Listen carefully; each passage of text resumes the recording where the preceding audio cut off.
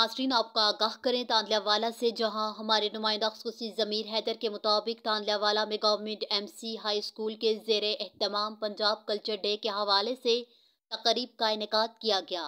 Culture day की मुनासबत से school में पंजाबी स्टॉल, टैबलोज और मुख्तलिफ पंजाबी खेल पेश किए।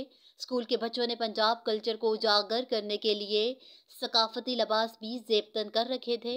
आपको बताएं कि मुल्क के दीगर शहरों की तरह तांदलावाला में भी पंजाब कल्चर डे की मुनासबत से गवर्नमेंट MC हाई स्कूल के ज़ेर इंतज़ाम तकरीब का इनेकाद किया गया।